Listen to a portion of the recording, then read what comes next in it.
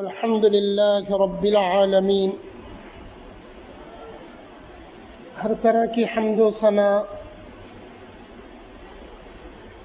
تعریفات و تسبیحات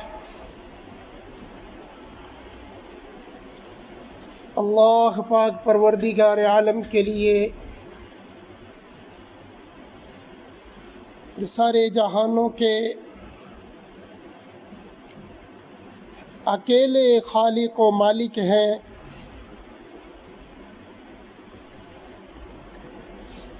جو اس نظام زندگی کے موجد بھی ہیں اور اس کے چلانے والے بھی ہیں، جو اس نظام کے بنانے اور چلانے میں کسی کے محتاج نہیں ہے، کوئی ان کا مددگار نہیں ہے، وہ وحدہ لا شریک ہے۔ درود و سلام انگنت لا تعداد، بارش کے قطرات سے زیادہ، ریت کے ذرات سے زیادہ، انسانوں کی گویائی سے زیادہ، پرندوں کی چہچہاہٹ سے بھی زیادہ، نبی آخر الزماں حبیب کبریا محمد مصطفیٰ صلی اللہ علیہ وسلم کی ذات مبارکہ پر، جن کو اللہ نے قیامت تک کے آنے والے انسانوں کے لیے آخری نبی بنا کر، خاتم النبیین بنا کر بھیجا ہے، جن کے آنے سے نبوت و رسالت کا دروازہ بند ہو گیا، وحی کا آنا منقطع ہو گیا۔ اب قیامت تک انہی کی نبوت و رسالت چلے گی، اور آپ کے جو متبعین حضرات صحابہ اکرام ہیں، جنہوں نے اللہ کے مبارک دین کو نبی مکرم صلی اللہ علیہ وسلم کی زبان اقدس اور آپ کے مبارک عمل سے سیکھا، اور پھر بھرپور کوشش کے ساتھ اس کو صحیح حالت میں من و عن امت تک پہنچایا ہے، انتہائی واجب الاحترام معزز و محترم سامعین گرامی قدر، ہماری آج کی گفتگو آزادی کی نعمت اور اس کے تقاضوں پر مشتمل ہے۔ مسلمانان پاکستان کے لیے 14 اگست انتہائی خوشی کا دن ہے، اس لیے کہ یہ دنیا میں ایک آزاد مملکت کے طور پر پہچانے جاتے ہیں۔ ان کا اپنا نظام اور تشخص ہے، ان کی اپنی الگ پہچان ہے، ان کا اپنا الگ ایک نظام ہے۔ یہ دنیا میں اپنی منفرد حیثیت کی وجہ سے پہچانے جاتے ہیں، لیکن دیکھنا یہ ہوگا کہ یہ آزادی کی نعمت کتنی بڑی نعمت ہے، اور آزادی کا حصول کتنا بڑا عمل ہے، اور آزاد قومیں دنیا میں کس قدر اپنا وجود رکھتی ہیں اور ان کی پہچان ہوتی ہے، اس کو ہم دور اسلام کے ابتدائی سے دیکھیں تو رحمت دو عالم صلی اللہ علیہ وسلم نے مکہ المکرمہ، جہاں پر اللہ کا مبارک گھر اس زمین میں سب سے پہلے رب کی عبادت گاہ، جس کو قرآن کریم نے کہا کہ ان اول بیت وضع للناس للذی ببکۃ مبارکہ، زمین پر اللہ کی عبادت کے لیے سب سے پہلا گھر جو بنایا گیا، اسی میں اللہ کے آخری پیغمبر علیہ السلام تشریف لائے، آ کر لوگوں کو توحید اور رسالت کا، آخرت کا پیغام سنایا، تو وہاں کے رہنے والوں نے اللہ کے آخری پیغمبر کی بات کو ماننے سے انکار کر دیا۔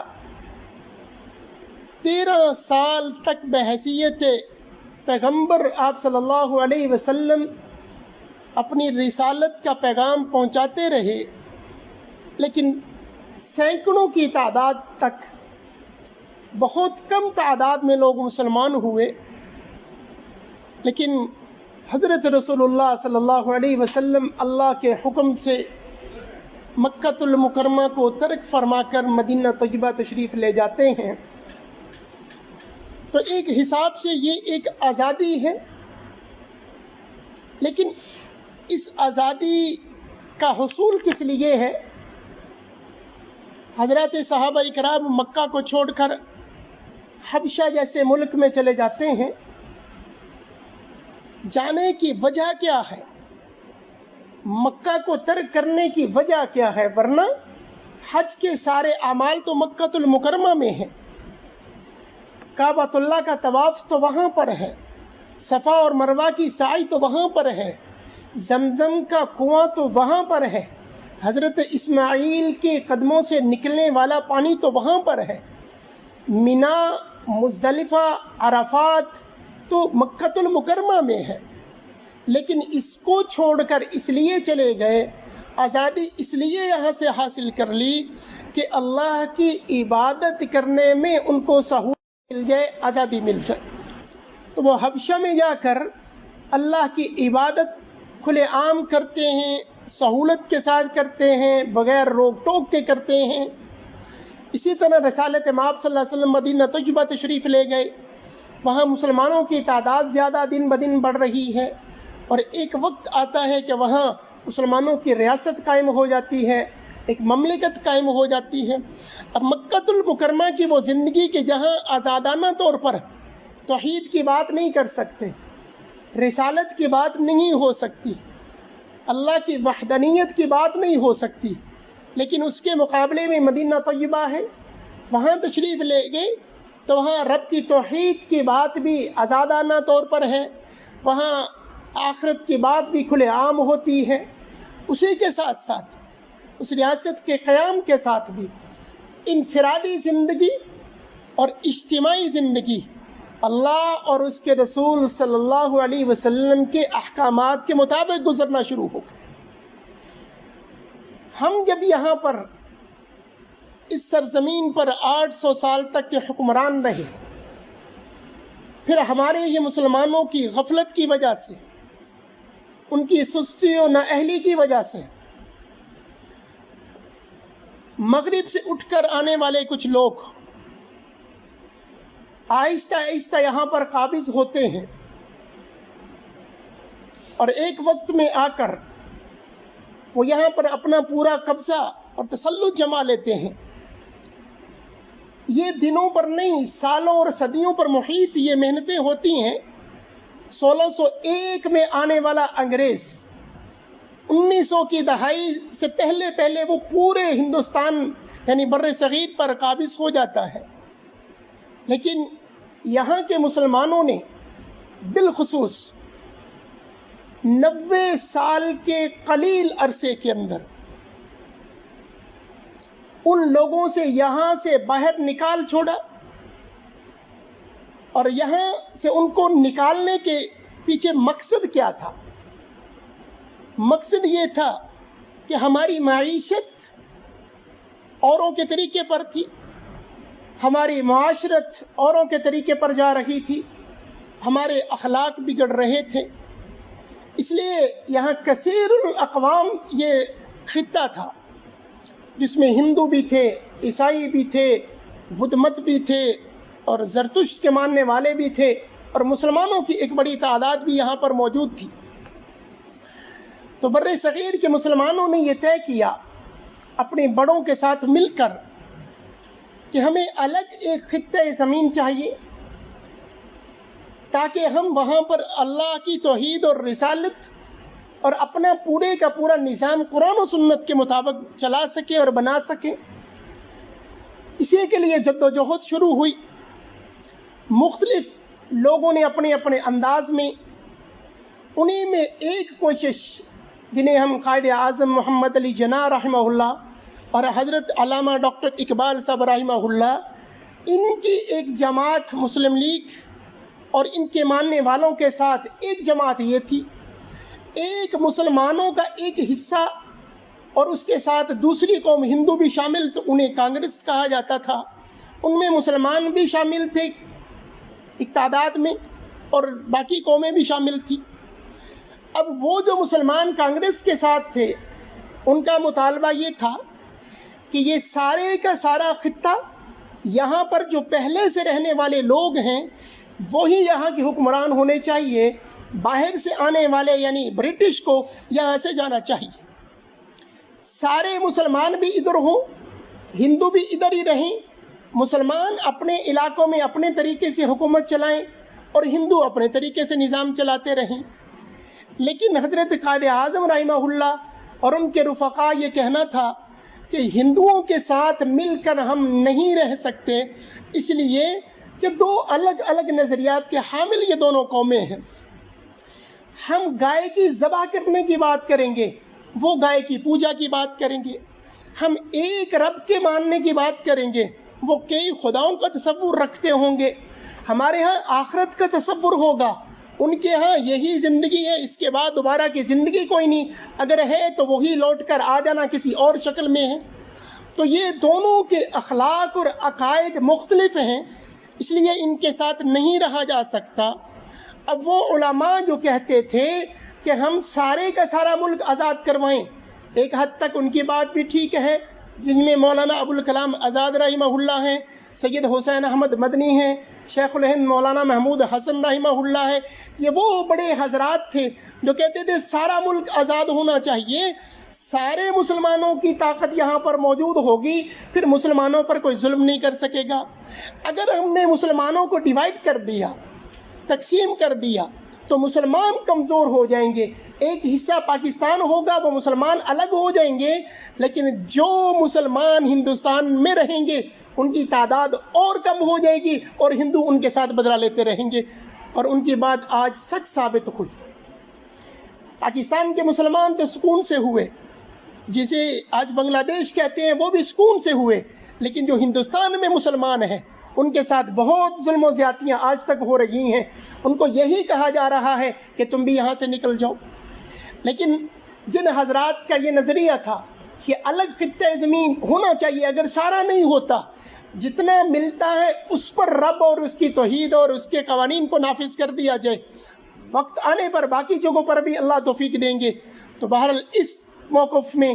وہ لوگ کامیاب ہو گئے، جس میں حضرت محمد علی جناح رحمہ اللہ اور ان کے ساتھ مولانا اشرف علی صاحب تھانوی، علامہ شبیر احمد عثمانی، علامہ ظفر احمد تھانوی، مفتی محمد شفیع صاحب، مولانا محمد علی جوہر، مولانا ظفر علی خان اور ان کے ساتھ ان کے جو رفقا تھے، ان کا موقف یہ تھا کہ الگ ملک جس کا نام پاکستان ہو وہ بننا چاہیے۔ بالآخر وہ وقت آن پہنچا، بڑوں کی قربانیوں سے، ان کی جد و جہد سے اور ان کے بہترین قیادت سے اور لوگوں کا ان کے ساتھ تعاون کرنے سے ایک مملکت وجود میں آئی، اور 1947 میں وہ 14 اگست 1947 میں ایک ملک بنا جسے دنیا پاکستان کے نام سے جانتی ہے۔ اب یہ ملک تو بنا، اس کی بنیاد کیا تھی کہ پاکستان کا مقصد کیا؟ لا الہ الا اللہ محمد الرسول اللہ صلی اللہ علیہ وسلم۔ کیا معنی اس کا؟ لا الہ الا اللہ کا معنی یہ تھا کہ اللہ کے احکامات ہوں گے اس ملک کے اندر، اللہ کے احکامات کے مطابق اس ملک کو چلایا جائے گا، لیکن اللہ کے احکامات محمد الرسول اللہ صلی اللہ علیہ وسلم کے طریقے کے مطابق چلایا جائے گا۔ احکام اللہ رب العزت کے ہوں گے، لیکن طریقہ جناب رسول اللہ صلی اللہ علیہ وسلم کا ہوگا، یعنی کوئی اور طریقہ بھی نہیں ہوگا، طریقہ بھی وہی جو کلمے کی بنیاد بنا، اور یہی وہ ایک بنیاد تھی جس کے ساتھ سارے کے سارے مسلمان جمع ہو سکتے تھے، اور وہ جمع ہوئے، اور ایک کوشش کے بعد ایک ملک اور ایک خطہ ارض مسلمانوں کے قبضے میں اور مسلمانوں کی حکومت میں آ گیا۔ اب جس بنیاد پر یہ ملک بنا تو اس پر کس قدر ہم کامیاب ہوئے چلانے میں، اس دعوے پر کتنے دلائل ہم لا سکیں، یہ قابل غور بات ہے۔ ہمیں یہ 14 اگست کا دن، یہ آزادی کا دن ایک درس دیتا ہے کہ آپ کے بڑوں نے 10 لاکھ سے زیادہ اپنے لوگ یہاں پر شہید کروائے، تو اس کا مقصد کیا تھا؟ مقصد یہ تھا کہ اللہ کی توحید کھلے عام بیان ہو، رسالت مآب صلی اللہ علیہ وسلم کی ختم نبوت پر قوانین بنیں گے، ان کی معیشت اسلام کے اصولوں کے مطابق ہوگی، لیکن بدقسمتی سے ایسا نہ ہو سکا۔ سود کا نظام اس ملک کے اندر رائج ہے، ہندوستان کے اندر بھی سود کا نظام، پاکستان کے اندر بھی سود کا نظام، تو آزادی کا معیشت کے اعتبار سے کیا فائدہ ہوا؟ ہندوستان نے جو نعرہ لگایا تھا، جس بنیاد پر ہندوستان کھڑا ہوا، وہ آج بھی اسی نعرے پر ہے، اور ان کا نعرہ تھا سیکولرزم۔ ہندوستان سیکولرزم کی بنیاد پر بنا، ان کا نعرہ یہ تھا مذہب نہیں۔ وہ کہتے ہیں ہمارا ملک ہوگا سیکولر نظام ہوگا، جو جس کا دل چاہے گا وہ کرے گا۔ وہ اپنے دعوے پر سچے ثابت ہوئے، لیکن جنہوں نے لا الہ الا اللہ کی بنیاد پر ملک حاصل کیا، وہ اپنے دعوے میں کمزور نظر آتے ہیں، وہ اس دعوے پر چلنے میں کمزور اور غفلت کا شکار ہے۔ تو معیشت سود کا شکار ہو گئی،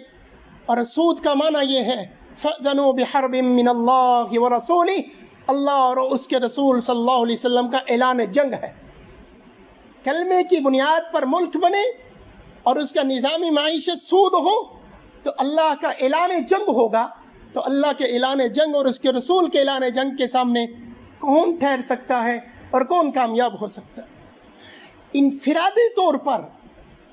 مجھے اس دعوے پر کھڑا ہونا ہے کہ جس دعوے کی بنیاد پر میرے بڑوں نے قربانیاں پیش کی۔ اجتماعی نظام کے اندر، ہمارے سیاسی نظام کے اندر،